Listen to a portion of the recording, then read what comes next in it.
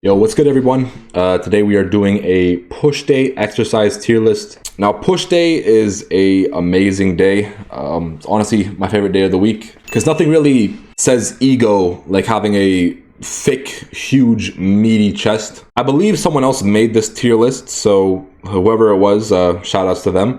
The tiers we have are staples, like staple of the workout, I guess. Good, adequate, suboptimal, and ineffective, risky or boring. Okay, starting off we have Arnold press. Now for developing your shoulders is not that bad. It's just that the little like rotation you have to do really can cause some injury, and a lot of people don't know how to do it properly. Like for example, most people I see when they do this move and they do this, and then they bring it out here, and then they do this, which kind of defeats the purpose of the movement. And so I think I would put it in the suboptimal category. Now, it's not bad if you know what you're doing, but there's certainly a lot other, shoulder heavy exercises that you could do on your push day aside from this. So yeah, I would put it in suboptimal. Next up, we have flat bench.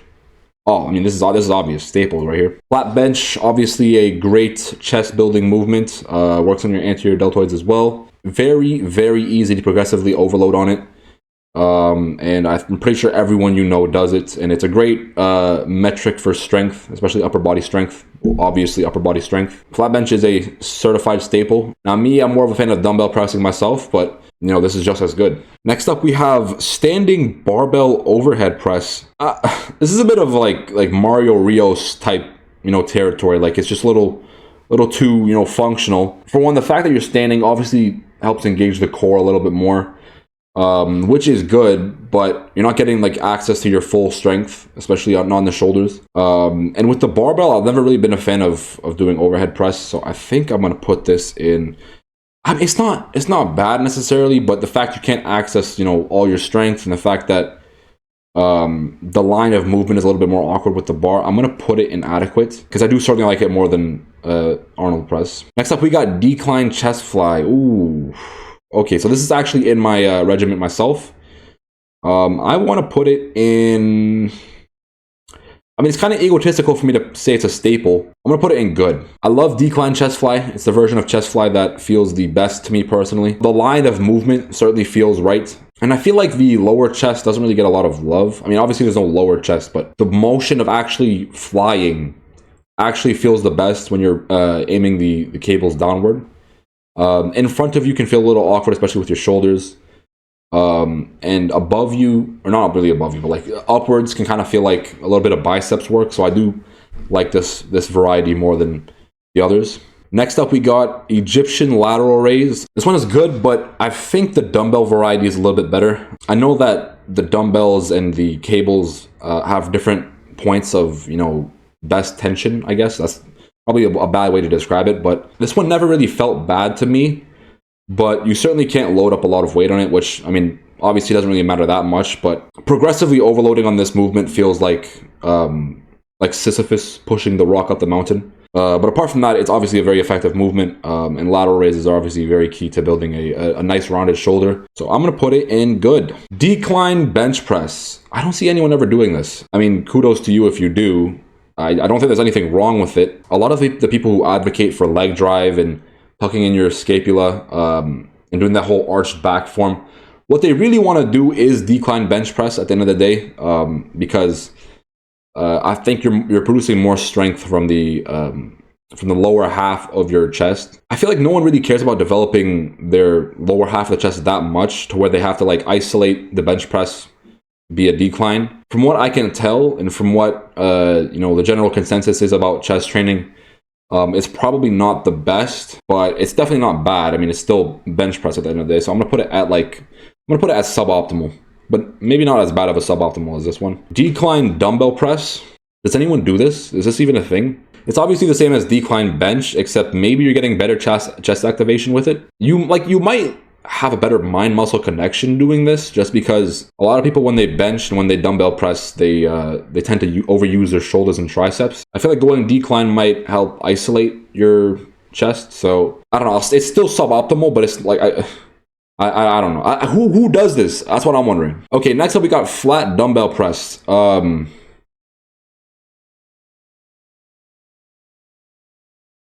on now. That's an obvious pick. Flat dumbbell press is like the staple. But like this is like the signature I go to the gym movement, and for good reason. I think from the perspective of developing your chest, it's certainly better than this, in my opinion, personally. Maybe it's just because I'm really good at this form compared to this form, but like it's always just felt better. It's always felt like I'm able to get more tension at the bottom as well. And your supporting muscles are also very very worked within this movement, and that can feel good because it helps round out your physique a little bit more. Like some people have a chest and they have no arms, or they have arms and they have no chest, and yada yada yada. Next up, we got shoulder press. Oh, also obvious. Now, shoulder press I do think is unnecessary for experienced lifters, because much as it is a great shoulder building exercise, past a certain point your anterior deltoids are probably overdeveloped anyways, and at that point you don't really need to hit them as often. Now, there's one caveat to this movement. I guess there's a caveat to all three of the top three movements that I put here, and that's you can very easily injure yourself doing these, especially shoulder press. Like for example, if you bring your arm too far out. If you want to talk about pure shoulder work, if you want to talk about like developing some useful strength, then I would say the OHP is a brilliant movement. Next up, we got front raises. It's alright. Like it's not mind blowing. I noticed that whenever I've done it, it just feels really weird. The tension, it does feel like it's on my shoulder, but that just doesn't feel like the way my shoulder is supposed to move, especially not the anterior head. Now, obviously, the anterior deltoid is responsible for bringing the arm upwards. But I don't know, it's just never felt right to me, personally. Let me know if you feel the same in the comments, I guess. Okay, next up we got incline bench press. Now, for the sake of conforming to the gym community, I'm going to put this up on staples, but I don't do this personally. I've never done any type of free weight incline movement. And it's mostly because I feel like they're extremely overrated.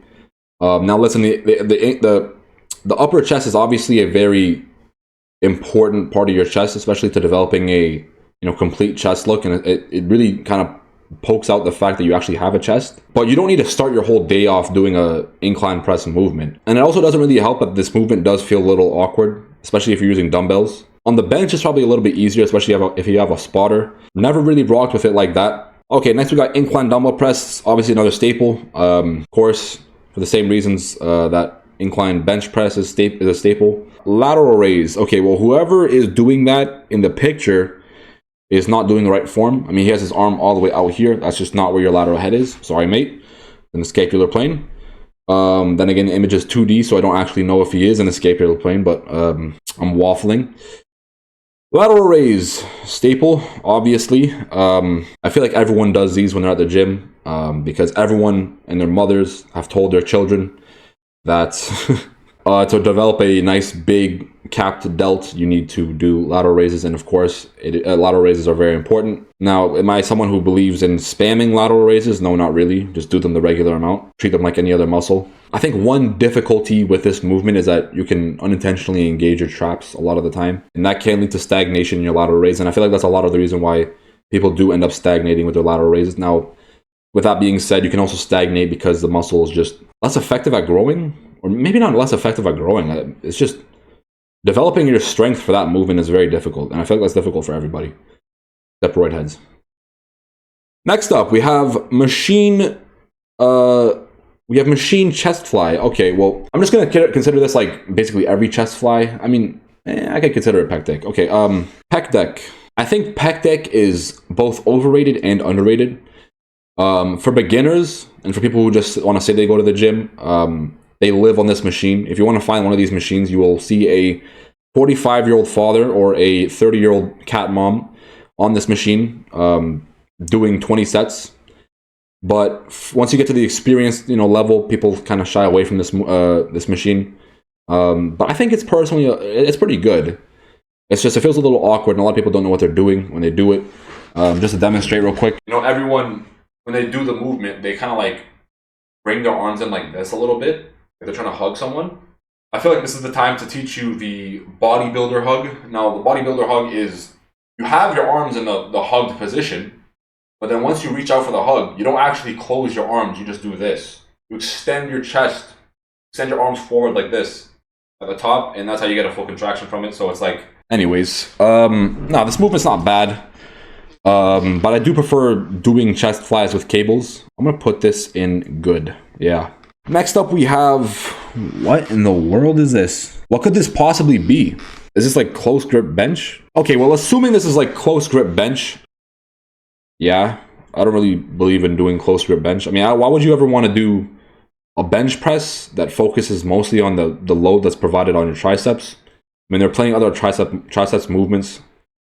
And I mean, bench is chest, bro. Like, bench is chest and shoulders. So, you know, bringing the grip too close, it kind of feels like disgracing the movement. So I don't really know. I'm not really a fan of that personally. Next up we got skull crushers. I'm gonna put these in good. Yeah. Now I feel like you can certainly use your lats a little bit too much when you're doing this movement. If like you bring your arm too far, like backwards. But apart from that, I think it's really good. But it's essentially the same thing as a triceps push down from a mechanical standpoint, if you really think about it. But apart from that, especially at the bottom, you can definitely get a good stretch of the tricep, which will obviously feel good. Near the top of the rep, it feels a little like there's no tension at all, which kind of sucks. But at the bottom, it certainly feels good. So I know there was only supposed to be 5 tiers to this tier list. But I decided to make another one because Mike O'Hearn's aura is so strong within this picture that he creates a whole new tier, even though he's doing the exact same movement as this, the shoulder press, overhead press. But yeah, he just belongs in that tier by himself. Whatever. Next up, we got overhead triceps extension. I am actually a huge fan of this movement personally. I do it all the time myself. I bring my hands really close together, I guess, with the barbell, with an easy bar, and it usually works out pretty well. And I've seen Jay Cutler do this, so therefore it must be right. I'm gonna put this in good because, I mean, I can't put it in staple because there's so many, you know, varieties you can do for your triceps on a push day. But I would certainly recommend this for anyone, really. Just be sure you know what you're doing with your shoulders because you can really hurt yourself when you're doing this. Triceps push down. Okay, so you know how I said I wasn't going to put this in staple because there's so many triceps varieties? I take it back. I think this is a staple for sure. Triceps push down is just the most ubiquitous triceps movement. This is how you develop those like extremely large arms. Me personally, I've never been a fan of the rope. It just always felt weird to me. I always prefer like a bar or that little, you know, V thing. But no, just do this if you want to develop extremely large arms. I mean, don't do it if you want to be a twig, but that's just not my, you know, choice of lifestyle personally. Okay, next up we got what is this a row? Like, is this like a high row? Like, what is this doing in a push day? Like, who slid this in here? Okay, well, anyways, that's my tier list. Ignoring the baby don't hurt me. You should get a general clue for which movements are effective and which aren't. And yeah, just slide whatever you want in. Now, just because it's in staple doesn't mean that should be your whole push day regiment. Okay, that's just not how it works. And just because it's suboptimal doesn't mean it's bad. Except for these kind of suck. With any and all of these movements, if you want to see actual results, you got to be hitting failure on every set. I've never really understood the idea of holding reps in reserve. I'm going on a tangent. Anyways, if you did enjoy the video, please leave a like, please subscribe, and drop a comment what you thought. Let me know if you think I'm an absolute asshole and I'm wrong, or let me know if you think my opinion is the gospel. And yeah, that was me. Adios.